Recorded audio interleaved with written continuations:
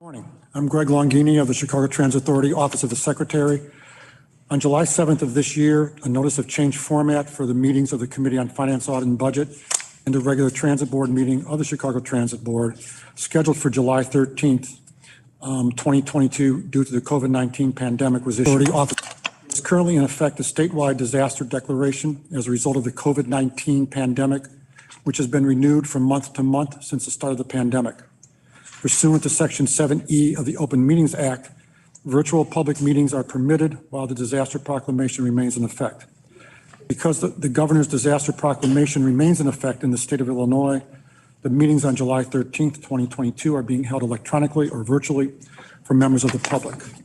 We are now ready to begin the committee meeting of Finance, Audit, and Budget. Chairman Jakes. Good morning. I would like to call to order the July 13th, 2022 meeting of the Committee on Finance, Audit, and Budget. Would the Secretary call the roll? Yes, Director Silver will not be here today. Director Silver will not be here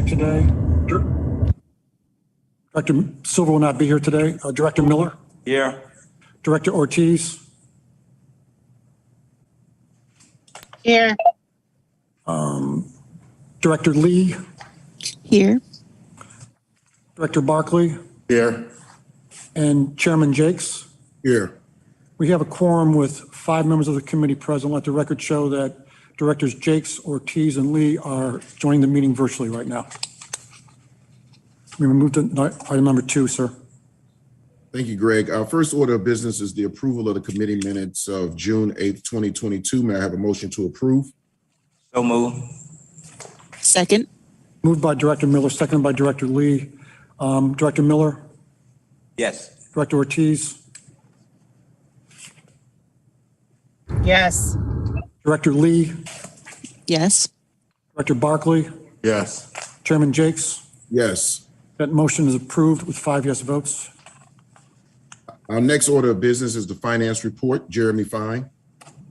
Thank you. I'm Jeremy Fine, your Chief Financial Officer, and today I'll walk through the results for May as well as year-to-date numbers. With regard to May revenues, 1 second while that comes back up on the screen. With regard to May revenues, we continue to see a similar trend as what we've seen for the first part of the year, where fare box and pass totals are coming in at or close to budget. Here we see for the month of May, slight, positive variance on an amended budget and original budget basis. But importantly, you see there on the far right column that we continue to see good progress versus May of 2021 of over $6 million of positive variance. Reduced fare subsidy continues to come in as expected, albeit off of historical norms.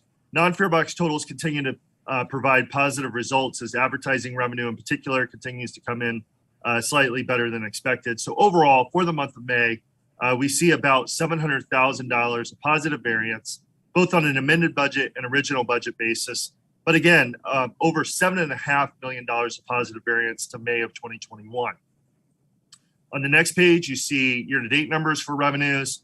Again, fare and pass totals coming in about at the budgeted levels, but slightly below, but about $31 million positive to this time last year. Reduced fare subsidy coming in as expected, and then non-fare box total is about $5 million in aggregate of additional variance to this time last year. So overall total revenues, we see about $1.7 million positive variance to the amended budget, about 1.1 to the original budget, and about $36.5 million of positive variance to this time last year. On the next page, you see our May expenses, and you see positive variance across the various lines here. Labor coming in about $12.5 million favorable. Materials coming in essentially flat, but slightly positive. Fuel and power continue to be strong performers for us. Injuries and damages and security services coming in at or slightly better than budget. And other expenses coming in a little over $4 million to the positive, which leaves us for the month of May with regard to our expenses, about $20 million favorable to our budgeted estimates on both an amended budget and original budget basis. If you factor in the revenues that we talked about on the prior pages, we're about $20.9 million to the positive, both on an amended budget and original budget basis. On the next page, you see year-to-date numbers. Again, following a similar type form, we're positive across all of the various lines. Dropping down to the bottom line, you see about $35.5 million of positive variance to the amended budget and almost $70 million versus the original budget. Again, if you factor in our revenues, we're about $37.6 million to the positive on an amended budget basis and $69.8 million positive on original budget basis.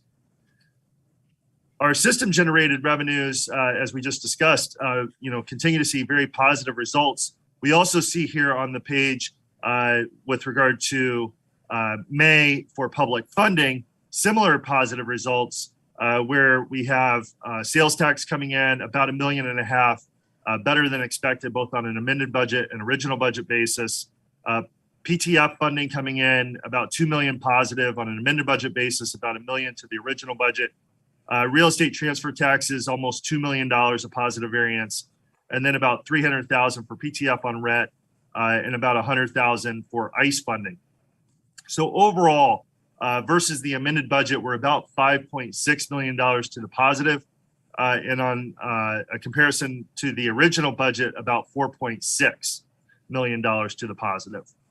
On the next page, you see year-to-date numbers, again, following a similar type form, positive about $12 million versus the amended budget and a little over $40 million to the original budget. So again, very good results both on our system generated revenues and expenses as well as our public funding. But there's a lot of noise in the larger economy, so we'll continue to scrutinize these numbers as we continue to move forward. But so far through May, very positive results on both fronts. That has led us to draw down smaller amounts of federal relief funding. You see here for the month, we're only estimating that we would need about $8 million to be drawn from the various federal relief funds that we have remaining. So this means that with this draw, we've drawn about 40% of our total allocation. We expect these funds to continue to last into 2025. You see the ARP discretionary funds is asterisk that has not yet been executed. That was recently executed. So we expect to start drawing on that grant funding stream starting in September for July expenses. So at that point, we'll be drawing against the 3 grants that are still have allocated amounts remaining. So as we continue to move forward, we'll have activity against all 3 grants so that we can continue to show that those funds are needed to bridge us into 2025. On the next page, you see our commodity purchases, fuel, power, and natural gas. Fuel, we're locked in for where we want to be for 2022. We've been making selective purchases for 2023, 24, and 25. And following this strategy has really proven out to be very beneficial for the authority. We've been able to lock in, despite the fact that there's been very rocky pricing in the market, we've been able to lock in at very favorable price levels. For example, 2022 volume that was purchased at kind of the worst of the pandemic, we were locked in at an exceptionally low rate of $2 a gallon. We've been able to lock in 23 volume at about $2.80 a gallon, and 24 at about $2.90, and 25 at about $2.83. This is obviously well below what you're seeing out there in the spot price at the pump. And so this strategy has worked very well for us. We'll continue to employ that to lock in the remaining balances for those outer years. But we've been able to really kind of staunch a lot of the bleed that you're seeing in the larger fuel marketplace by employing this strategy. Power and natural gas, we're locked in for where we want to be for the near future, but we'll continue to look for selective opportunities as we move forward on those 2 commodities as well. This concludes the presentation for May results, and I'm glad to answer any questions. Chairman Jakes, any questions? No, I have no questions. Great presentation, Jeremy. Thank you. Thank you.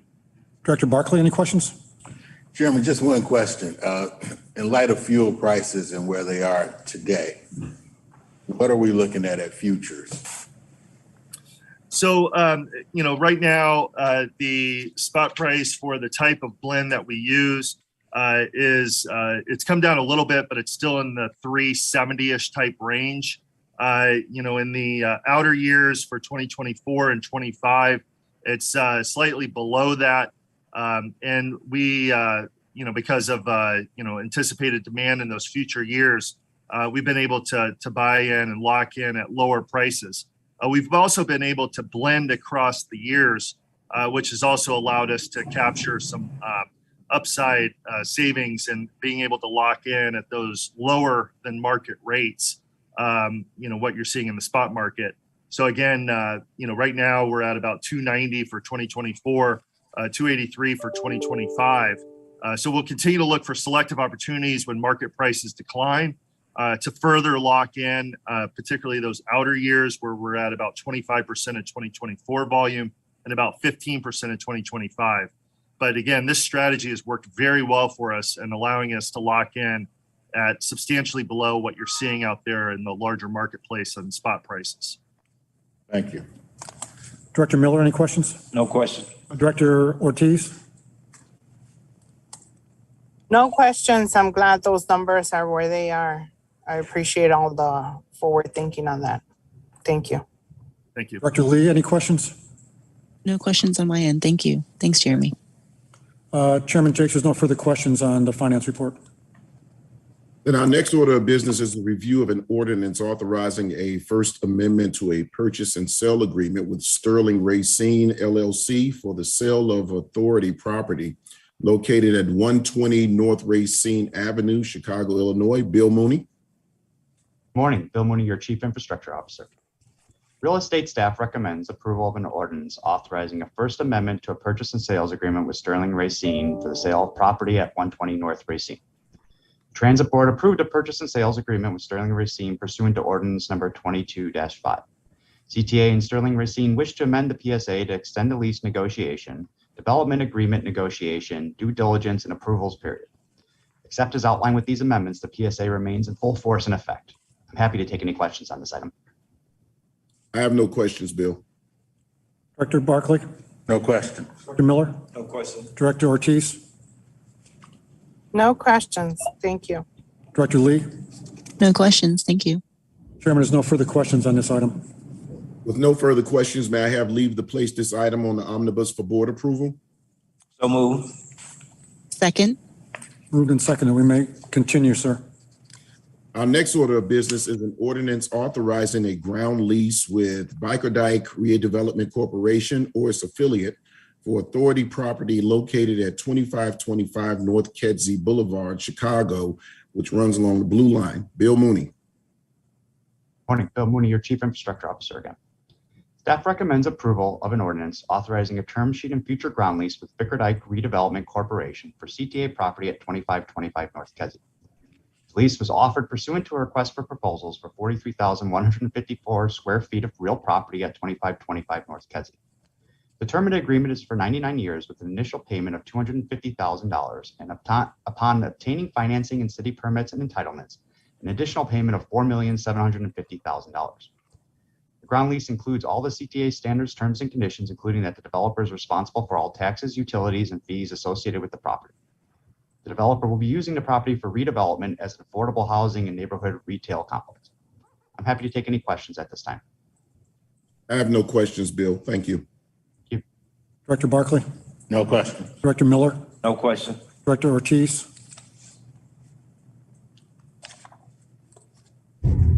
Don't have questions. I actually have a strong recognition that this is an important component, and I agree with its approval and moving forward on it. Director Lee? No questions. Thank you. Chairman, there's no further questions on number 5. With no further questions, may I have leave to place this item on the omnibus for board approval? So move. Second. Moved and seconded. We may continue, sir, to A1. Contract A1, our next order of business today is contract number A1, an equipment maintenance contract. I have no questions, Greg. Any board members have any questions on this contract? No question. No? All right, we may, No questions. all right, we may proceed, sir. Then our next order of business today is contract number B1, a change order for an escalator repair contract. I have no questions, Greg. Okay. Any board members have any questions on B1? No questions. No? No questions. Okay, we move to B2, sir. Our next order of business today is contract number B2, a change order for a fire alarm system contract. No questions. Any questions from any board members? No questions. No? None. No? Okay, we may move to B3, sir. Our next order of business today is contract number B3, a change order for a concrete work contract. No questions. No questions. None. No further questions? None. Questions? Okay, we may move to B4, Chairman. Our next order of business today is contract number B4, a change order for a sheet steel contract. No questions, Greg. Okay, any No questions? questions. No questions. No questions. None. None. We may move to G1, sir. Our next order of business today is contract number G1, a change order for a software services contract. No questions, Greg. No questions. Chairman Barkley. Directors Lee, Ortiz, and Ortiz. No questions. Okay. We may proceed to G2, Chairman. Our next order of business today is contract number G2, a change order to telecommunication services contract. No questions, Greg. No questions. No questions? Nope. Okay. Finished with that. We may move to G3, sir. Our next order of business today is contract number G3, a change order for a website services contract. No questions, Greg. No questions. No No questions? questions. All right. Then we may proceed to J1, sir. Our final order of business is contract number J1, a change order to the Open Standards Fair System. No questions, Greg. No question. Director None. Ortiz and Lee? None. Ortiz and Lee? None. All right. We are finished with all the contracts, then, sir. We may proceed to 6A. Well, since there are no further questions on the contracts, may I have leave to place the 9 contracts on the omnibus? So move. Second. Moved by Director Miller, seconded by Director Lee. We may now proceed to 6B. Since there is no further business to come before the committee, may I have a motion to approve the omnibus and recommend the omnibus for board approval? So move. Second. Moved by Director Miller, seconded by Director Lee. I'll take the vote. Director Miller, Yes. Director Ortiz, Yes. Director Lee, Yes. Director Barkley, Yes. Chairman Jakes. Yes. That motion is approved with 5 yes votes, sir. We proceed to number 7. And finally, may I have a motion to adjourn? So move. Second. Moved and seconded by Directors Miller and Lee. I'll take the vote. Director Miller, Yes. Director Miller, Yes. Director Ortiz, Yes. Director Lee, Yes. Director Barkley, Yes. Chairman Jakes. Well, yeah, I guess so. This has to be the quickest FAB meeting we've ever had. So yeah, I'll vote with everybody else to say yes. Finally learned from the contract. Any questions?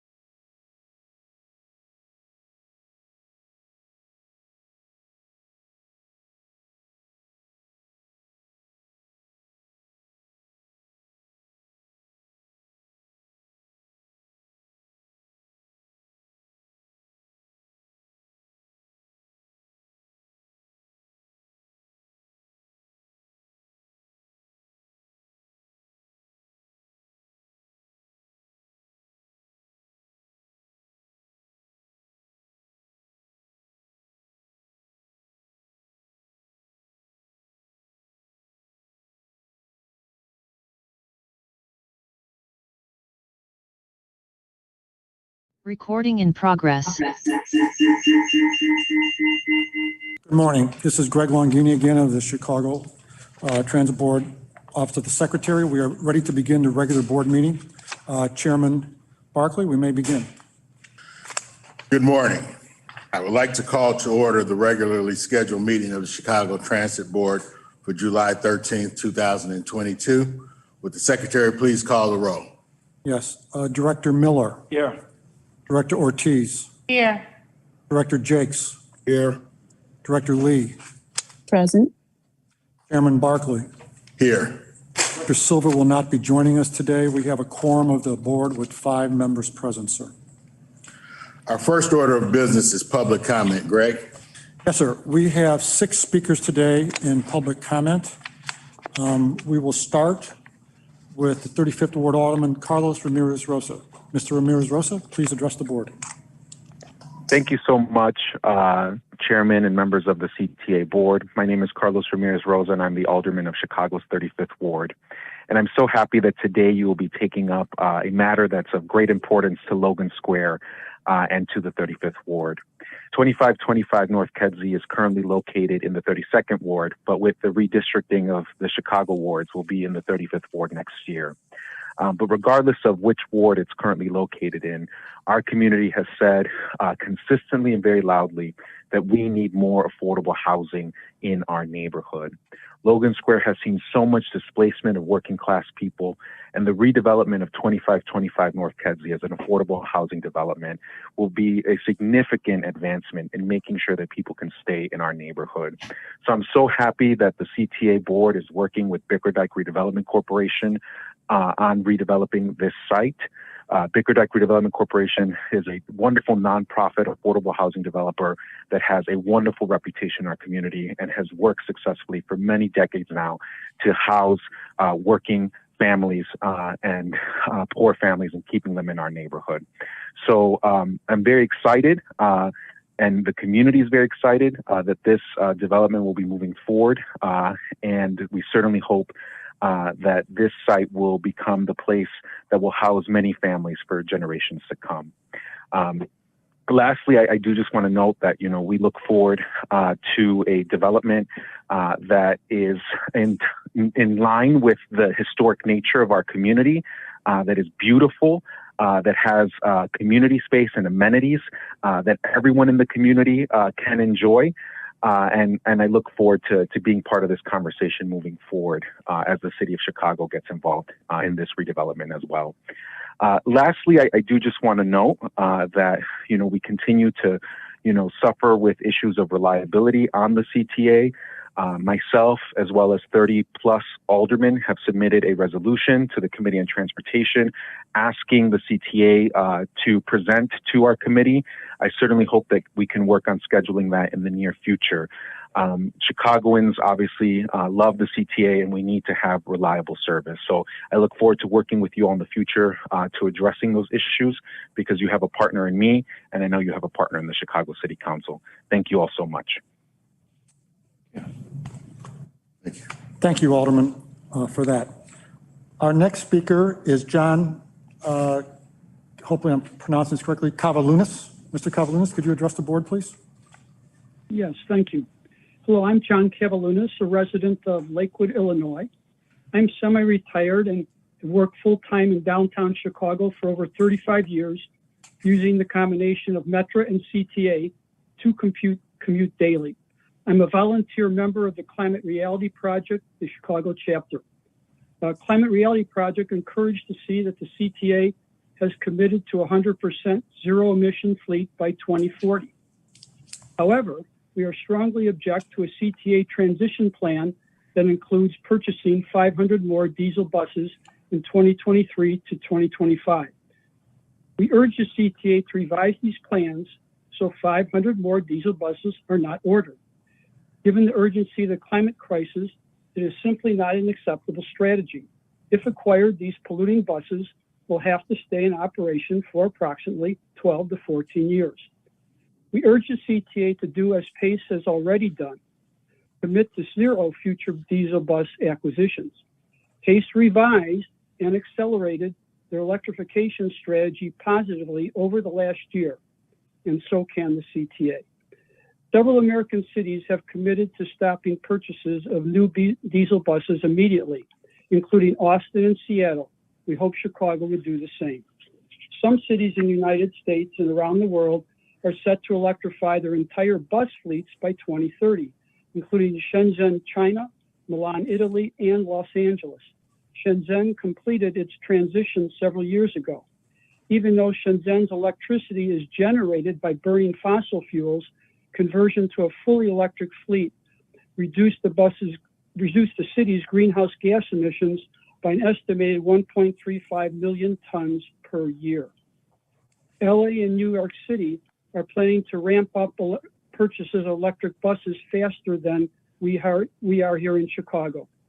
The LA Metro Orange Line is already fully electric. The Metro will start purchasing larger numbers of electric buses in 2024 and plans to buy over 150 electric buses in that year. In subsequent years, it will increase purchases, buying about 450 buses each year until 2030, when the full fleet will be electric. In New York City, between 2025 and 26, 470 electric buses are supposed to begin hitting the road. By comparison, CTA transition plans only show 25 buses operating in 2025, 70 more in the 5-year published capital plan, and 100 more CRP estimated from the graphs and charging forward for an approximate 200 total CTA electric buses operating in 2026.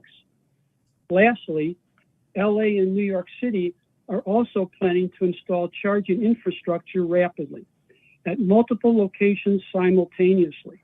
Between 2022 and 2030, LA will install chargers at its bus divisions, including chargers up to 7 divisions at the same time. Mr. Capelounis, New York we need City- to wrap up pretty soon, sir. Yes, last point. Could you wrap it up? This Thank year, you. New York City will install charging infrastructure at multiple bus depots simultaneously. So thank you for the opportunity to speak, and I would encourage the non-purchase of more diesel buses. Thank you. Thank you, Mr. Capelounis. Our next speaker will be Mr. Mark Kramer. Mr. Kramer? Hello, yes. Thank you so much for the opportunity to speak today, Mr. Chairman and board members. My name is Mark Kramer. I live in Wilmette, Illinois. I work in downtown Chicago and am a longtime CTA rider. I'd like to comment on CTA's Charging Forward program and commend the CTA for working to electrify its bus fleet and reduce harmful pollution caused by current buses. However, I have grave concerns about CTA's proposed purchase of 500 diesel-powered buses over the next 3 years. I've commuted to work on the CTA for the past 40 years, and the unfortunate reality is that all during that time, the CTA bus fleet has been diesel-powered. We have all seen the consequences: polluted neighborhoods and unhealthy air for Chicago residents to breathe, caused in large measure because of our diesel-powered bus fleet. I have had to occasionally drive behind these diesel-powered buses, and we all know that they are horribly polluting. We don't have to settle for this. Cities around the world are making rapid progress towards electrifying their buses and cleaning their air. Some cities are set to electrify their entire bus fleets by 2030, just 8 years from now. Even more importantly, cities like Austin, Texas, and Seattle, Washington have committed to stop purchasing new diesel buses altogether. This makes total sense to me. Dirty diesel-powered buses are ruining the air quality of those towns just as they are ruining Chicago's air. It makes perfect sense that Austin and Seattle would want to stop the purchase of diesel buses. Transit officials there are acting in the best interest of residents. As you know, the CTA has proposed purchasing 500 brand new dirty diesel-powered buses over the next 3 years. Buying new polluting buses now is like pouring gasoline on our efforts to make our air more healthy and reverse the harmful effects of climate change. Those new dirty buses will be operating during a time when we must be significantly reducing our emissions, not increasing them. After all, the Intergovernmental Panel on Climate Change has stated that we have 11 more years to significantly reduce carbon emissions before drastically harmful changes in our climate are irreversible. Diesel buses purchased between now and 2025 will be polluting Chicago air well past those 11 years. We have a responsibility to reduce pollution, and we can't make the progress we need if we keep using the kind of buses that got us into trouble in the first place. To conclude, there are challenges to electrification, but they can be solved. As a CTA writer, I would urge you to consider suggestions made by Climate Reality Project analysts, which achieve full electrification of the CTA bus fleet without purchasing those 500 dirty diesel buses. These suggestions that avoid purchasing new dirty buses deserve your careful consideration. So thank you for your efforts at electrification of CTA's bus fleet. But for the good of our climate, for the good of Chicagoland, and for the health of all Chicago residents, please cancel the purchase of those 500 dirty diesel buses. Thank you so much for your consideration. Thank you, Mr. Kramer. Our next speaker will be Bruce Mainzer. Mr. Mainzer? Thank you. Good morning. My name is Bruce Mainzer, and I have a residence in the River North neighborhood, and I am vice chair of the Chicago chapter of the Climate Reality Project. I am a retired mass transit executive, having worked as a mass transit planner for the RTA, Illinois Department of Transportation, and Metro North Commuter Railroad in New York. I have a degree in transportation planning from Northwestern. I appreciate the opportunity to talk to you today about CTA's bus electrification plans. I hope that you have before you the slides I submitted to CTA for you to follow along with my comments. We are encouraged to see that CTA is committed to a 100% zero emission fleet by 2040. However, we strongly object to a CTA transition plan that includes purchasing 500 more diesel buses in 2023 through 2025. We have created this plan in front of you today to avoid ordering these 500 new diesel buses. Given the urgency of the climate crisis, ordering another 500 diesel buses is simply not acceptable. The plan you see before you utilize more bus overhauls of the existing fleet and allows CTA to achieve a full no-emission fleet status by 2037, 3 years earlier than the existing deadline, while saving a considerable amount of greenhouse gas emissions over many years in the decade of 2030s. We urge the CTA to do as PACE has already done and commit now to purchasing no more diesel buses. We recognize that CTA has critical issues with respect to retrofitting its garages for electrification.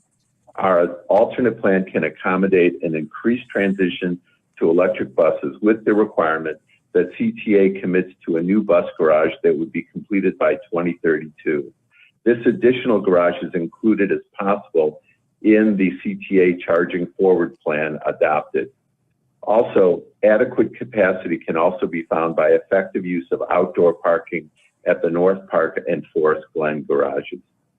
Given the urgency of climate change, we simply cannot afford to have these diesel buses on the roads for another 14 years. As an example of the advantage of our plan, it lessens the number of diesel buses operating in 2034 by 885 buses. This avoids 50,000 metric tons of carbon dioxide emissions annually, the equivalent of taking almost 19,000 passenger cars off the road. CTA exhibited leadership in the transit community when it pioneered the demonstration of the first electric transit buses in 2014. CTA is now falling behind other cities like Los Angeles, New York, and Seattle in ramping up its electric bus usage. There is no need to order 500 more diesel buses in the next few years. Excuse me, Mr. Thank you for the Mainzer. opportunity. I'm finishing. Okay, Thank you for thank the you. opportunity to discuss Climate Reality's electric bus transition plan. Thank you, Mr. Mainzer, for addressing the board, and thank you for your report that you submitted. Our next speaker will be Ms. Lois Kimmelman. Ms. Kimmelman? Hi, good morning. I appreciate the opportunity to make a public comment at today's CTA board meeting about your bus electrification plan, Charging Forward. I'm a resident of Chicago and a former environmental protection specialist at the Federal Transit Administration. Currently, I'm a volunteer for environmental groups including the Sierra Club. CTA's plan to phase in electric buses over the next several years is worthy of praise. However, I don't believe it is aggressive enough in light of the extreme disruptions to the health of our planet due to climate change and the harm to human health due to inhalation of toxic diesel exhaust. If CTA's switch from diesel to electric buses is not accelerated, I'm afraid that our urban area will suffer from both climate change effects and impaired health effects. As a senior citizen living on the west side of Chicago, I would be personally affected by a speedier changeover to electric buses. The negative health effects of diesel exhaust from buses are well known, and in my opinion, a substantial reduction in emissions is long overdue. Breathing diesel exhaust is particularly harmful to those of us who are vulnerable to respiratory disease, including children and older people, and it also hits residents of low-income communities especially hard because their health is already compromised by industrial pollution and the lack of access to good medical care. Asthma, prevalent in such communities, is exacerbated by exposure to diesel bus emissions, and diesel exhaust is tied to more serious health effects like heart attack, stroke, and lung cancer. CTA's electrification plan calls for prioritizing bus routes in neighborhoods especially vulnerable to these types of diseases, like Chicago's south and west sides, for example, when substituting electric buses for diesel buses. Although those priorities do align with public health concerns, CTA's proposed timing is too slow. There are quicker ways to reduce the proportion of diesel buses in CTA's fleet as outlined in the plan drawn up by the Metro chapter of the Climate Reality Project, CRP. If CTA is really serious about addressing health disparities and improving community well-being, it would commit now, as other cities and public transit agencies like PACE have done, to not buying any further diesel buses and to retrofitting current diesel buses to buses that run on electricity instead. We can't afford to wait. Thanks very much. Thank you, Ms. Kimmelman. And our final speaker today will be Ms. Olivia Gahan. Ms. Gahan? Thank you, Board. Happy to be back today. I'll just go ahead and read what I submitted. Since January 2022, trains and buses have been running with residual delay. There have been no public plans or updates made beyond please allow for longer than usual wait times. I submitted a public comment in April seeking answers for late trains, inaccurate schedules, and vague reasons for longer than usual wait times. None of my questions were answered, and additional questions regarding the recruitment plan were raised. I left the meeting disappointed by the lack of urgency regarding this issue, as well as the overall sense of dissatisfaction by the riders. Since April, I have continued to record my own late wait times and set off on a mission to gather personal late train and bus stories from other commuters. And you all know this stuff because you run this thing. So I collected and attached in my email to you all ghost or late train and bus reports from over 100 riders and included I've included all their comments here. I would like an update on the CTA board's recruitment and hiring plan, as well as an update on the previously discussed changes to the scheduler. That scheduler is meant as it was suggested I go back and listen to an old board meeting where you all discussed this. I think that was back in February. Riders are still experiencing ghost trains and buses. And additionally, I included screenshots here of a Power BI tool that was created by another transit enthusiast. And you can see specific dates, scheduled and actual percentages of how often the train lines. So, for instance, on the week of June 27th, the orange line had the best percentage running at 83% on average, and the brown line had the worst, running on average 47% of scheduled trains. These are not done. We experience these delays on a daily basis, and the delays affect our ability to be on time for work, pick up kids, visit family, and have a sense of dependable transportation. We know something is up, and there does not seem to be action coming from those who can make a change. However, leaders are eager to be a part of making a meaningful change to the CTA. Almost everyone I talked to was able to offer their own ideas or a solution to this issue. Commuters want to be part of the solution and are willing to put in an effort to help the CTA in any way that we can. We would like to know what the board is doing action-wise. I did see the Chicago Tribune op-ed Ms. about the Gahan, lack of service. Ms. Gahan, excuse and me. how can there be a more transparent process? Ms. Gahan, Ms. Gahan, I want to thank you very much for your comments. We have a 3-minute limit. We appreciate your comments, and as you mentioned, President Carter's letter to the editor of the Chicago Tribune within the last day or so recognizes those problems, and we are trying our best to try to address them. But thank you and all the people that you worked with to bring this to our attention. And again, thank you very much, Ms. Gahan, for contacting us. Chairman Barkley, that concludes today's public comment section of today's board meeting. Thank you. Thank you, Greg, and thank you to all of our public comment speakers. Before we move to our next order of business, I will turn it over to President Carter to say a few words about service.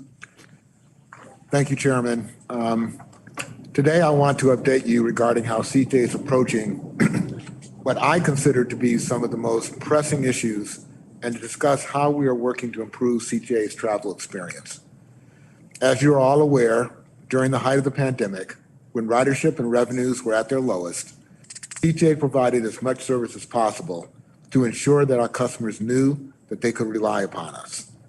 Those were difficult and unprecedented days. We navigated them right towards ensuring that our most transit-dependent riders knew that the bus or train that they needed to successfully live their lives was coming. Since then, many of our riders have begun to return to public transit, with our ridership tripling from a low of 225,000 to now 800,000 rides per day. The return of these customers, however, has shown a light on new challenges.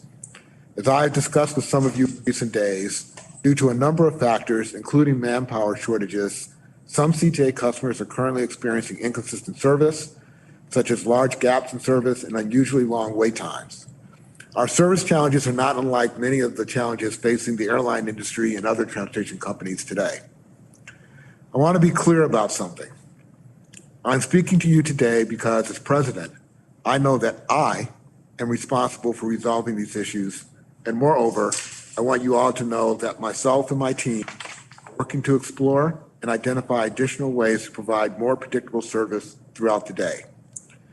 Like transit agencies across the country, we find ourselves facing a new normal that has presented operational challenges that demand that we reimagine how we provide public transit services to our customers. With that said, I'd like to provide you with a sense of what some of these issues are and how we will be approaching them in the coming weeks and months.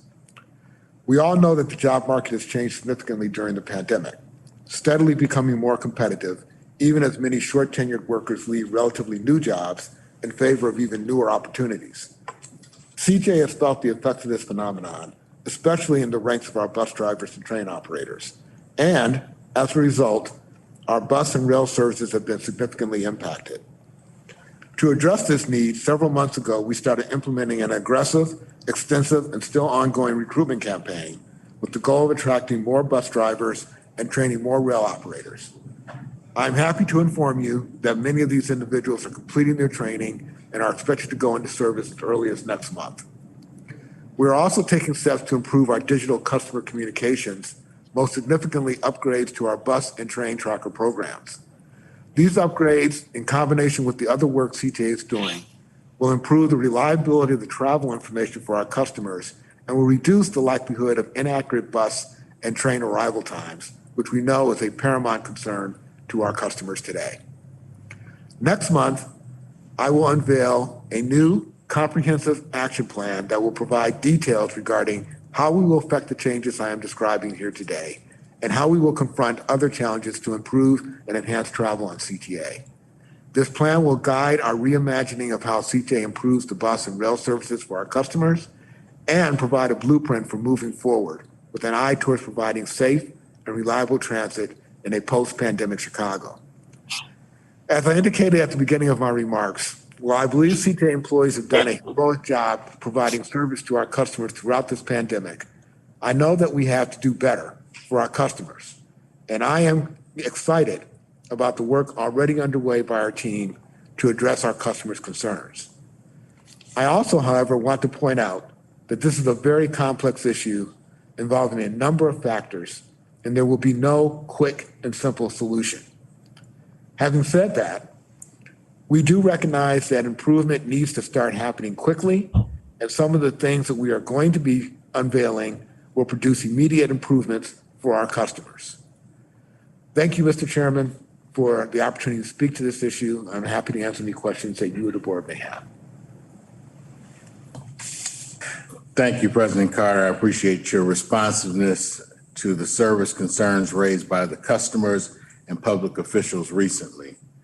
I'm encouraged by the efforts you and your team are making to address these concerns and look forward to hearing more from you and your team in the coming weeks. I'll now leave it open to any other board members for any comments. No comments. We recognize that there are a lot of challenges, as you mentioned, from the airline industry to just hospitality and restaurants and just day-to-day workforce challenges. So I do hope that we will find the right path and process forward to alleviate and respond to the needs of the riders. Thank you. Just want to say thank you and the team for what you're doing, and thank you for the update. Continue to do a good job, and we support you and say thank you. This is Michelle Lee speaking. I would agree with everything that's been said just now, but also want to highlight that, people with disabilities and also the most vulnerable are the ones who will be affected the most by these kind of changes. So looking forward to having more reliable service and obviously, just improvements and overall, but understanding the challenges. So applaud everyone's efforts here. Thank you. Okay. Before we move on, Mr. Chairman, let me just say one other thing. I hear what our customers are saying. And I also understand that the level of service that we're providing right now is not meeting the standards that CTA expects and sets for itself in terms of what we believe is appropriate service. We will fix this. We will make improvements. We will also be transparent to our customers about what we are doing, and we will seek feedback from our customers about how we continue to improve our service. That will be part of the plan that I'll be laying out for you next month, that I think will not only start to address the concerns that we're facing, but also, as I indicated, lay the foundation for what I need to fill that final gap of between 800,000 riders per day to 1.4 million riders a day, which is what we used to have in a pre-pandemic world. I understand that as foundation to our overall ability to financially meet our needs, our ridership has to come back. And the ridership will not come back if the service is not reliable and something that they can understand and depend on. We did that during the pandemic. We will do it in a post-pandemic environment, and we will get through the challenges that we're facing right now to make sure that the service we provide for our customers and communities that we serve in the future will meet their expectations. Thank you, President Carter. Our next order of business is a presentation on the One Summer Internship Program. Vice President of Training and Workforce Development, Geisha Esther, will present. Chairman, board members, and President Carter. As said earlier, my name is Geisha Esther, and I have the pleasure of serving as the Vice President of Training and Workforce Development, where I lead workforce development initiatives, including our internship programs. I am joined here today with one of our One Summer Chicago interns, Peter Henderson, who will speak with the board a little later on. As a former CTA high school and college intern, myself, I understand the impact that internships can make. I understand how life-changing the experiences can be, and specifically here at CTA. I have the pleasure of presenting a brief presentation here for you today that I am certain that you will enjoy and really be proud of for offering opportunities in our communities to our youth. Next slide, please. This summer, CTA had the opportunity to welcome over 200 CTA One Summer Chicago high school interns for a 7-week hybrid paid internship opportunity. Our 2022 theme is Routes to Success, which I'll talk about shortly. Our internship program is 5 days a week, 25 hours a week. Our interns earn $15 an hour, and most importantly for our interns, free transportation.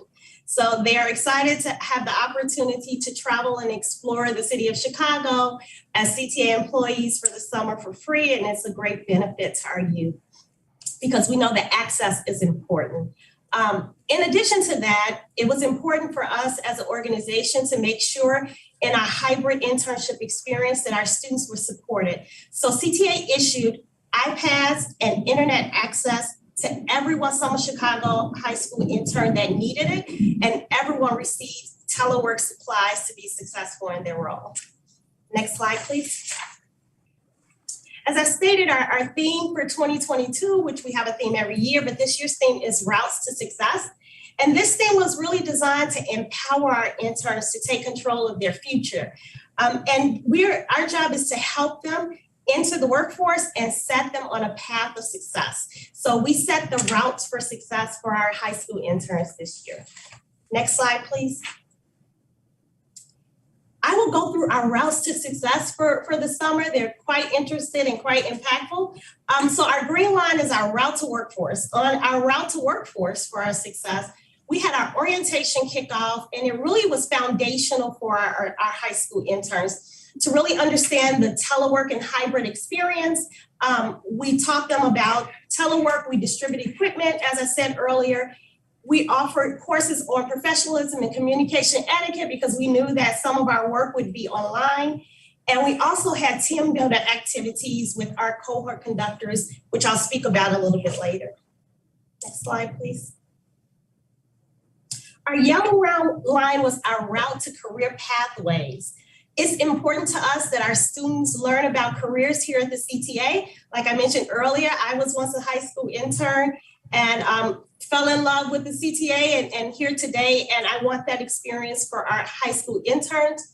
And so we make sure they know about viable career paths here at the Chicago Transit Authority. So this summer, they'll learn about safety and security in our control center department, our training and instruction group, as well as our external communications through our social media, graphics, and signage department. Next slide, please. Our red line is our route to service. This year, our interns will participate in the City of Chicago's Youth Service Corps, where they will serve our community. But also, there's opportunities to learn about guiding principles for the program, and really take ownership and learn how to lead and impact their communities here in Chicago in a positive way. Next slide, please. So our pink line is our route to professional development, where our interns receive training on leading. They receive, some of our interns were being taught photography. Others are learning about being able to be accountable and bossing up their life.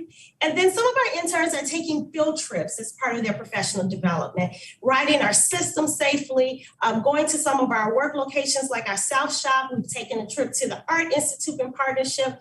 And we've also went to our partner at Olive Harvey College for our transportation and logistics training program.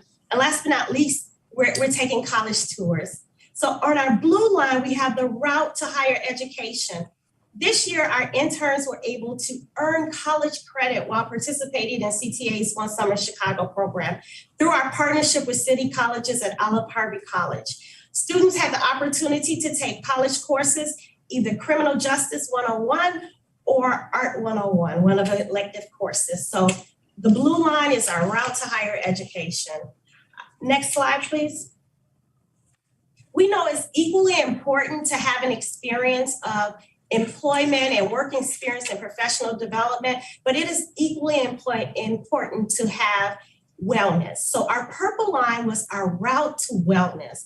And in our route to wellness, we partner with our CTA wellness team to offer physical wellness activities virtually. Our students participate in yoga classes, dance classes, cardio classes to get them well, making sure they're well and getting them moving. But we also focus for our high school interns on their emotional health wellness as well through workshops like managing the transition from the pandemic, but also setting purpose and priorities and starting with your wellness. So we wanted to make sure our program is well-rounded and comprehensive, and we have a route to success for their wellness.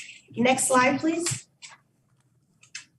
Our last two routes to success is our brown line, which is our route to financial freedom, which really focused on partner with the Economic Awareness Council to include programs about banking and direct deposit and budgeting and how we build credit and entrepreneurship. Today, ironically enough, is our interns' first pay period. And so our routes to financial freedom is important for us. So our interns understand how to save their money and how to budget their money. Our last route is our orange line, which is our route to financial freedom. And it is a self-directed platform that we partner with My Chicago, My Future to allow the Economic Awareness Council to allow our interns to take self-directed financial literacy courses online. Next slide.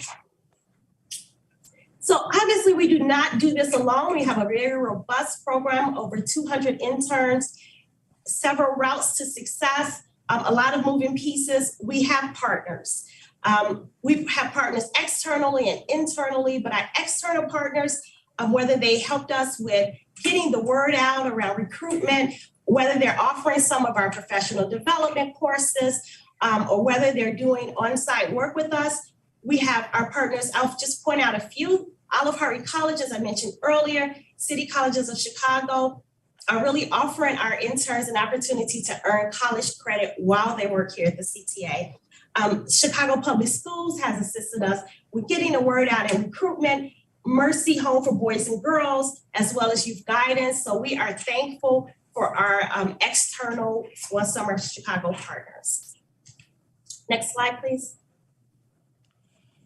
And there's tons of internal partners that we partner with to make sure our program is successful, from their onboarding with human resources, from those 200 iPads from our IT department, from doing payroll with our treasury department, our CTA wellness department that I spoke of earlier, but also some of our interns are working in some of our departments and our bus maintenance and our training centers and EO and our facilities maintenance and our property management. We're all grateful for these internal partners that support our One Summer Chicago interns and ensure that they have a robust experience. Next slide, please. In addition to our internal and external partners, we have a unique model where we work with our college interns, which we call our cohort conductors. As you can imagine, over 200 students, high school students, require a lot of coordination, and we enlisted the help of our college interns to assist us with our One Summer Chicago program. And their job really is to facilitate interactive virtual workshops and in-person workshops for our high school students. They not only help us, they are developing their skills as well and having a robust experience in their internship as college students. They're learning facilitation tips and classroom management. They're learning to do virtual icebreakers and team building activities. They're looking to execute curriculum, and they also get peer-to-peer feedback, as well as getting opportunities to practice their planning and communication skills. But above all, they are learning and growing as leaders. And so we're excited to have this model that it's not just our CTA employees or external or internal employees, external or internal partners, but also our college interns who are assisting and working, but at the same time gaining the skills they need to be successful as they move forward in their education as well. Next slide, please. I will just share a few pictures with you. We are in week 3 of our internship program, but we have already done lots of things that I thought would be helpful to show you. You'll see there's a few pictures about our intern and mentor meet and greet. We wanted to make sure that our mentors were supported as well. So we made sure that they were trained. You'll see there's a virtual snapshot of our mentor training to make sure we prepare them to be able to support our interns as they go off and mentor them. We had our orientation where our interns picked up those telework packages as well as their iPads. And then there's another picture for our meet and greet. Next slide, please. So our last slide is really focused on some of our outings. I said earlier in my presentation that our interns had free transportation for the summer. And so we are utilizing that, getting on at the Washington and Wabash Station, going on a field trip. We went to the Art Institute of Chicago. You also see some clips of us having our professional development workshops virtually, but also there's some shots of us taking a tour of our headquarters building. So just a little bit of the snapshots of things we've done so far, but there's absolutely more to come. Next slide. At this time, I will introduce you again to Mr. Peter Henderson. Peterson is one of our 2022 One Summer Chicago interns, and he is proud and wanted everyone to know that he is in the Brown Line cohort. Mr. Henderson? Thank you.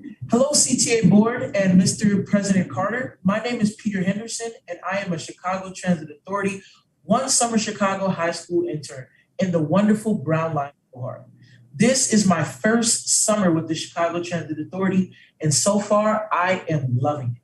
I graduated from Perspectives IIT Math and Science Academy as a class of 2022. I currently live in the West Loop. As a child, I was always fascinated with CTA trains. My future career with the CTA would be an RTO, known as the Rapid Transit Operator, or a bus operator. The best thing I've experienced so far in this internship program is the CTA Career Pathway Rise that we have every Monday. CTA employees share their career journeys, organizational contributions, and steps to become a future employee. This Monday, we heard directly from essential workers at the North Park Garage. I loved the CTA Pathway Ride because it touched on so many careers that CTA has to offer. I also one-on-one sessions with my college cohort conductor because she is very caring and really has a lot of advice to offer. This summer, I am looking forward to learning more about the CTA careers, getting to know my cohort, and meeting the CTA leadership team. President Carter and CTA board members, on behalf of my fellow 200 CTA OSC high school interns, college cohort conductors, and training and workforce development staff, we say thank you for your investment into our routes to success. Thank you. Thank you. Last but not least, I want to acknowledge our department. We don't do this alone. We have a team. It's small but mighty. We have a director, Dr. Bria Huger. We have a manager, Ms. Ebony Prince, and we have our coordinator, Gabriela Fuentes. They are dedicated to offering our high school interns a robust experience, and we appreciate all that they do to make sure that our students, just like Peter, have a great experience. So thank you, board, for giving us some time to present to you today. Thank you, Geisha and Peter, for an excellent presentation. President Carter, would you like to have a few words? I most certainly would. Thank you, Mr. Chairman, and thank you, Geisha, for all the work that both you and your team do to put this program together every summer. I should point out a couple of things. One, one of the board members asked me earlier if we did this during the pandemic, and the answer to that is yes. Geisha's commitment to do this and to find innovative ways of doing it, even during the middle of a pandemic, have allowed us to keep this program going in spite of the challenges that we have faced. The second thing I want to point out is Geisha knows how near and dear this program is to my heart. When we first started doing it, I think we probably had like 50, maybe 75 interns. As you can see, it's now grown to over 200. Every year, I give Geisha a new number that I want her to hit in terms of the size of the program. And every year, not only does she meet it, but she exceeds it. But also, as she has continued to develop this program, you can see all the different pieces that we've added to it. To the point where you will be glad to know that, as many of you know, the One Summer Chicago program is a part of the mayor's bigger program for youth over the summer. It is a program that the mayor's office expects every department and sister agency to participate in. And I love being able to go and brag to my colleagues about how great our program is. And I know for a fact that other departments and agencies, including the mayor's office, have asked Geisha to speak on the program we have in place and things that we're doing with that, not to mention the fact that Geisha on a national level gets to talk and promote the program and the work that she's doing here, along with our other great program, the Second Chance program, that she also is very much very close to. So Geisha is like my crown jewel, my little hidden gem in today, who continues to deliver on me and make me look good. And I'm so proud of the work that she and her team have done, but I'm equally proud of the work that these interns are doing. Yeah. You know, we talk about CTA as a family, and we believe that you're a part of this family. We support you as a family, and I don't think there's any better example of that than the work that not only Geisha and her team put in, but that all the CTA employees put in to supporting the youth in our community. They are volunteering their time to do this. This is not something that they're getting paid for, but they believe in what we're trying to do here. They believe in the good that comes from supporting our youth and giving them opportunities, and more importantly, showing them the path to success, which we want to continue to amplify, which we believe is an important part of being a good neighbor and a good part of the community that we serve. So I am proud at the work that Geisha and her team are doing. I'm excited at the fact that we will continue to do this. I look forward to next year when I'll set a new goal that Geisha will surpass. We'll fill that lobby up downstairs with even more interns to present to the board and to let you know what they're doing and how proud we are of them. And I think even more importantly, of the future that they hold for both CTA and the city of Chicago as a whole. Great. Thank you, Dorval. And again, thank you, Geisha and Peter, for taking time out to tell us about this impressive program. Directors Ortiz, Miller, and myself had the opportunity to briefly meet with the One Summer students this morning for a photo op. And it was great to get a chance to meet them in person. Programs like these are very important to me and to the board. As I mentioned to the students this morning, I got my start as a summer intern here at CTA when I was in college. And I think opportunities like these are foundational to the future of our young people. Congratulations on an excellent program. And I want to say to you, Peter, you're an impressive young man. Look forward to you being a leader in our city when you come back from Michigan State. Thank you so much. Are there any other board members that would like to take a moment to make any comments? Just thank you. Yes, I think everything has been said. Congratulations on all the great work at hand. We're thankful for all of the youth that is able to participate, and all the best throughout this summer. Thank you. Let me echo the sentiments of everyone else. Ms. Estes, a fabulous, fabulous, fabulous, fabulous job that you've done with One Summer Chicago. And Mr. Henderson, I hope you definitely know that you are the rule, not the exception. Okay. Because Thank you for that. one of the things that that has happened and been happening is that young men like you will be considered the exception to the rule. And I just don't believe that. You are the rule. And so I'm very proud of you. I know as a board, we're proud of you. As a city, we're proud of you. Now, I don't know how proud I am that you're going to Michigan State over Michigan, but that's okay. You know, that's okay. You know, so it's okay for good rivals. But man, let me tell you something. I am very, very proud of you, my brother, and look forward to the greatness that will come from you. You give me hope for our future. Thank you. Yeah. Thank you. Thank you, everybody. Thanks. Okay, moving right along. Our next order of business is the approval of the board members. May I have a motion to approve the minutes of the regular meeting of June 8th, 2022? So moved. Second? Seconded, I'll take the vote. Director Miller, Yes. Director Ortiz, Yes. Director Lee, Yes. Director Jakes, Yes. Chairman Barkley. Yes. That motion is approved, sir, with 5 yes votes. Our next order of business is executive session. It's my understanding, Kent, that there is an executive session today. Yes, Chairman, we will have a closed session pursuant to Section 2, Paragraph 3, subparagraphs 1 and 11 of the Illinois Open Meetings Act. I will now entertain a motion to recess into executive session for reasons stated by counsel. So moved. Second? Been seconded, Director Miller, Yes. Director Ortiz, Yes. Director Lee, Yes. Director Jakes, Yes. Chairman Barkley. Yes. That motion is approved with 5 yes votes, sir. We are recessed.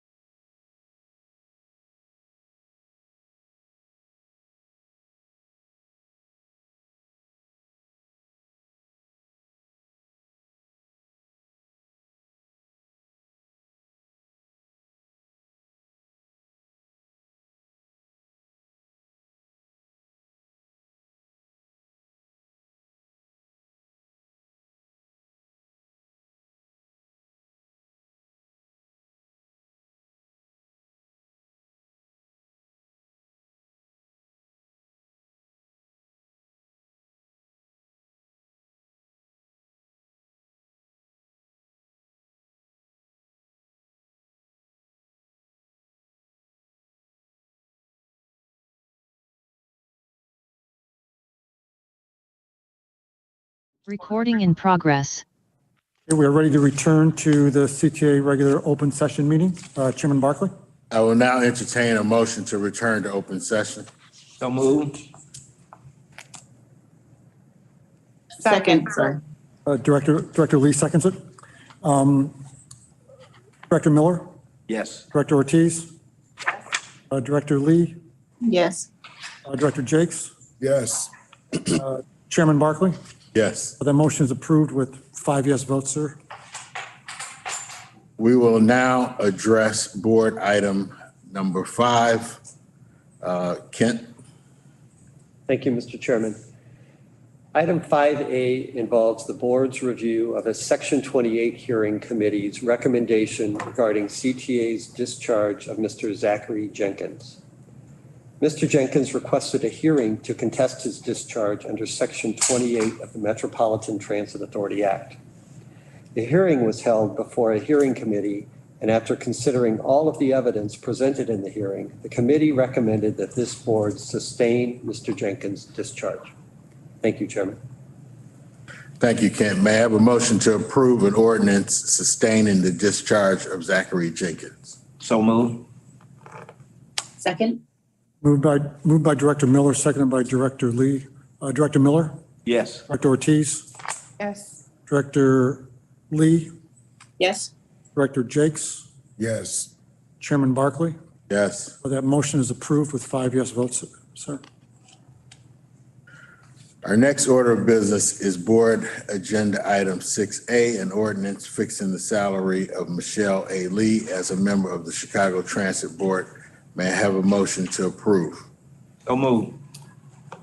Moved by Director Miller and seconded by, what was it? Director Jakes. Director Jakes seconded? Yes. I'll take a vote. Director Miller, Yes. Director Ortiz, Yes. Director Jakes, Yes. Director Lee, Sorry, should I abstain? I'm voting on Yes. myself. Okay. Abstain? Okay, Chairman Barkley. Yes. That motion is approved with 4 yes votes and 1 abstention by Director Lee. Our next order of business is board agenda item 6B, an ordinance appointing a trustee to the Board of Trustees of the Retirement Plan for Chicago Transit appointees. I have a motion to approve. So moved. Moved by Director Miller Second, I'm having unmute issues. Sorry about that. Okay. and seconded by Director Lee. I'll take the vote. Director Miller, Yes. Director Ortiz, Yes. Director Jakes, Yes. Director Lee, Yes. Chairman Barkley. Yes. That motion is approved with 5 yes votes.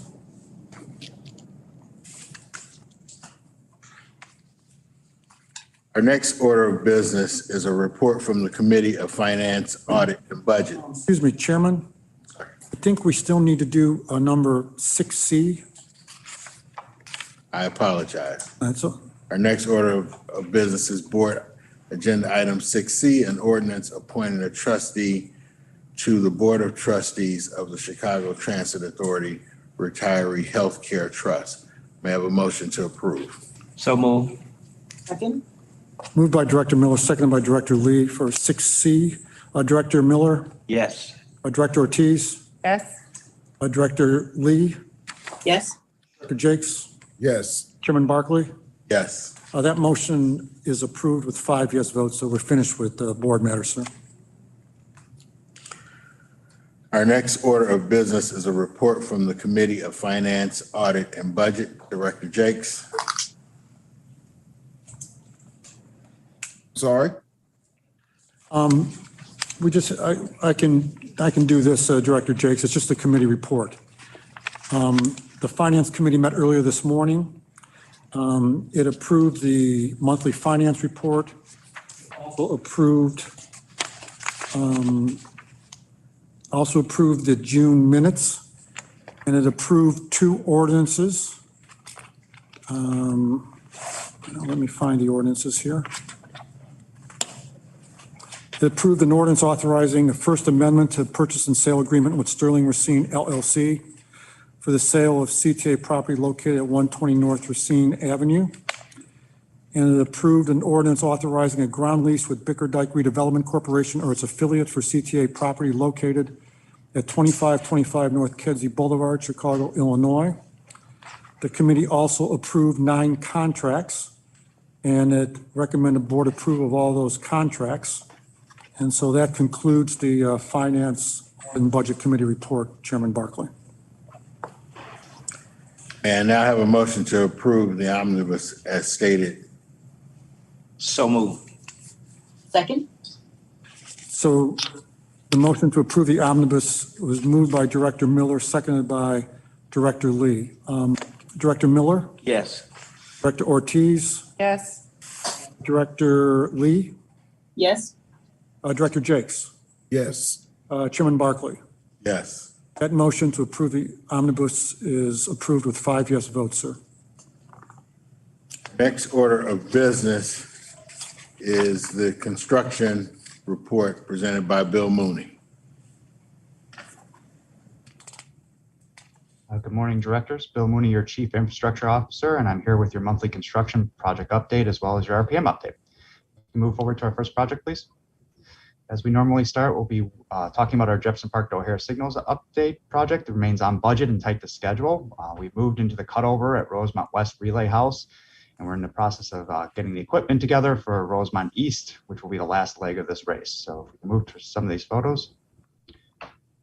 So here's some of the similar typical things you've seen with these other cutovers. So this is wayside installation of the switch machine. The switch machine allows us to move trains from one track to the other. And in this case, it's a new switch machine installed with the signal cutover, and it's being wired up in the field. Next photo. This is the installation of what we call a CAD weld, where we actually take a little piece of molten metal and actually affix it to the rail and a wire, which allows us to have a direct connection from the rails themselves to the signal communication system. So next slide. This is a worker ahead installation. So as part of our safety features on our right-of-way, we have a flashing light that can be activated by workers who are on the right-of-way that also reduces the speed of the allowable train approaching. That allows the workers to be better protected out there. And so we are upgrading that system as part of the signal upgrade here. And so this is part of the commissioning of that worker ahead lamp at Rosemont West. Next slide, please. And this is something you've seen a lot of during this project is the spaghetti of wires that it takes to wire up all the wayside or apparatuses and connect them back to the relay house. So this is part of the terminating of the new house at Rosemont West. So this is a junction box at a field location, and all the wires that are actually brought into that location, stripped and connected that actually go to other wires that go back to the relay house. So this is a complicated, very tedious portion of this is each wire has to be tagged and tracked back to its other end and tagged on the other end. So if down the line as we need to make repairs or troubleshoot things, we have an accurate location and direction for all these wires. Next slide. My next project is our Irving Park Station escalator canopy replacement project, which moves forward on schedule and on budget. We have completed the work at Irving Park. We can move to the first slide there. On the Irving Park entrance for the station, the new escalator is in service. It's running without issue. It's a significant improvement over the historical escalator that dated back to the 1980s. This is a Cadillac in comparison, and it's a very, very quiet, very, very smooth ride. We also made some station house improvements, painting, some cleanup of the lighting and other such things.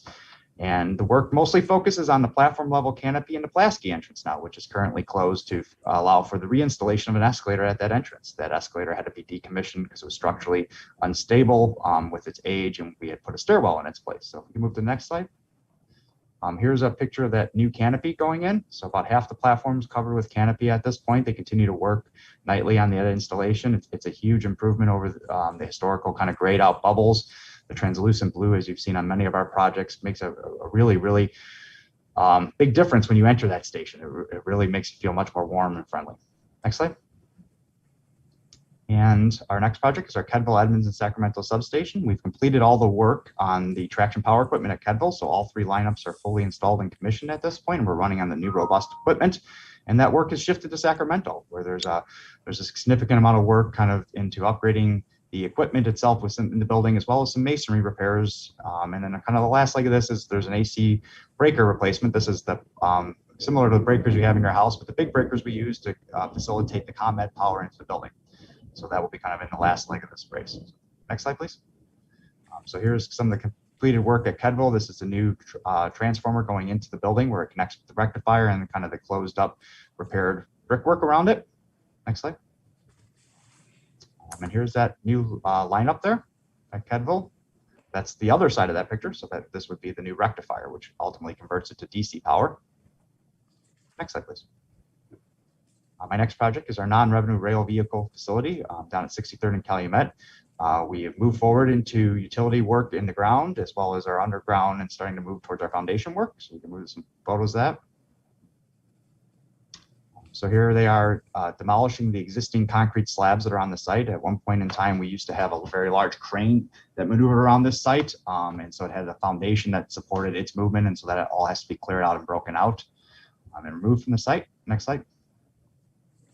And here's some of the underground water work. So actually there's some old water and sewer work on the site that has to be capped and removed. And ultimately we're installing a new storm retention system on the site as part of our commitment to sustainability on this building. We are holding on site better than what we are required to per the ordinance. It's like 1.5% more. And this big tubular structure allows us to do that. And that actually is a great improvement for the area as a whole.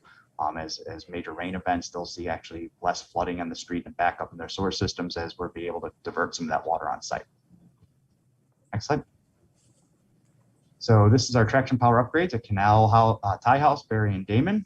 Most of the work right now is focusing at Damon. We move forward to those photos as we prep that site to begin the foundational work. So here they are taking down the existing fencing and putting up construction fencing for the site.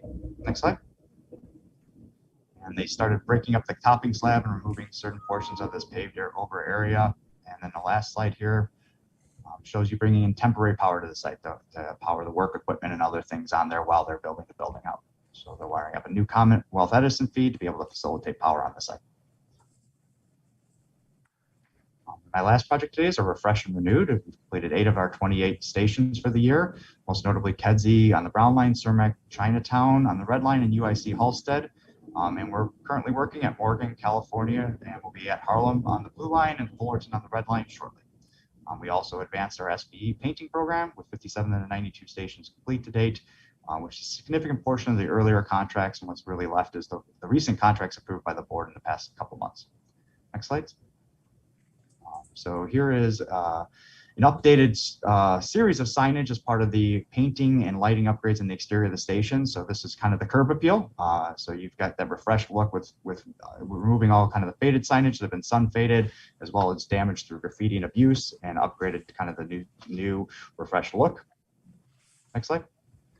Here at UIC Halstead, you can see that interior lighting upgrade from the existing T8s to the LEDs and how much brighter and cleaner a look as we've shown you a couple times. And here's another photo of it from the outside. Next slide, please. And this is the ramp going down from the head house station to the platform. Again, you can clearly see how much brighter that station looks with that upgrade. Next slide. Here's some of the touch-up painting. So you can see the refreshed kind of paint on the stairs and how that cleans up that look as well. Here's Kedzie on the Brown Line. Again, the LED lighting upgrade. These lights are high ceiling lights, and they're really tough to get in and change out. So having the long-lasting LEDs really benefits us from a maintenance standpoint as well. Next slide. Here's the platform. You can see kind of that huge impact of light output in that direct area over the platform. It makes those lines of sights much more open and bright, clear, much safer feeling. Next slide. And here's some of the SBE painting, the excellent work that those teams of contractors are doing out there. So, more examples here. This is the curtain wall at Roosevelt. And at this point, I'll pause and I'll be glad to take any questions on the core projects. Any questions? No questions. They look great. No, Bill, there's no questions. And we'll continue on with our RPM update for the month. Filling in for Chris this month. So if we can move forward with the project update slide, her next slide.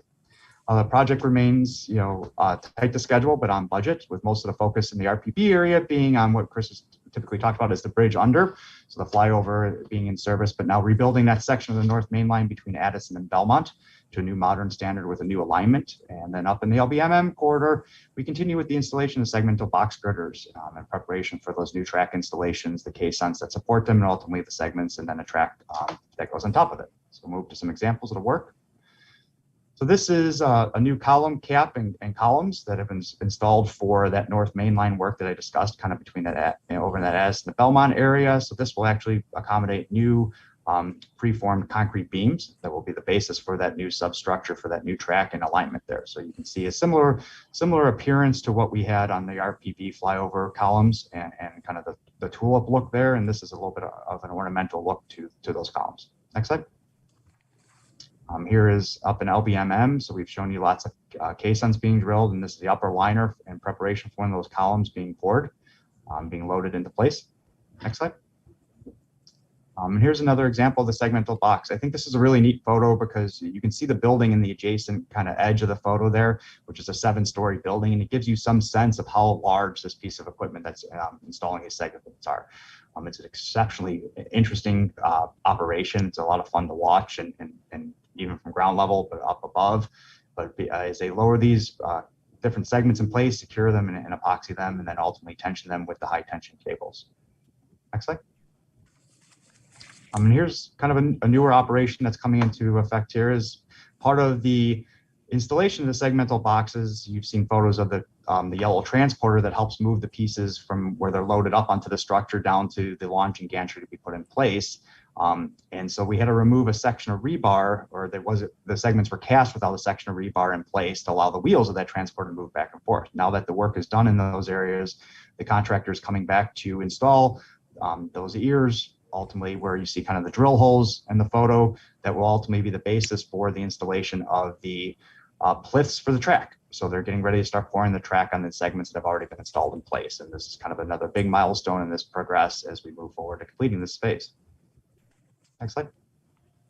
And the community activities have been vibrant and very active. We continue providing regular updates to 44th Ward, the 48th Ward, as well as various businesses, most notably in the Wilson Broadway area, as well as kind of, we're actively out there with our Open for Business program. We've added banners around Clark Street as various impacts to businesses in those areas as construction moves forward. And we also participated with a series of FTA officials with a project tour towards the end of May to great success. And as we've kind of talked a couple times, as the art and festival seasons can kick, we've been making regular appearances in those festivals, most notably with the Uptown Art Fest. And with that, I'll turn it over to Juan Pablo. Thanks, Bill. Good morning, directors. Juan Pablo Prieto, Director of Diversity Programs. CTA Diversity continues to meet with the contractor monthly to discuss DBE and workforce outreach and compliance. We also continue to send out opportunities from Walsh Floor to the DBE community so they're aware of the trade packages and how to submit their bids. And also to open career opportunities with the Prime and their subs to our workforce partners, Chicago Cook Workforce Partnership and Hire 360, so they can refer interested and qualified candidates that meet our workforce goals. As of June 30th, DBEs have been awarded over $228 million between the design and construction packages. This accounts for 84 unique DBE firms, 32 of them new to CTA. On the workforce side, as of June 30th, over 1,500 unique individuals have worked over 773,000 labor hours and earned over $44 million. Once again, I would like to commend the hard work of the diversity staff, the RPM team, and the prime contractor for getting the word out to so many DBEs and individuals looking for a career in construction to give them the opportunity to compete for work on RPM. That concludes my portion of the report. Happy to answer any questions. If there's any questions for Juan Pablo or I at this point on RPM. Any questions? I have none.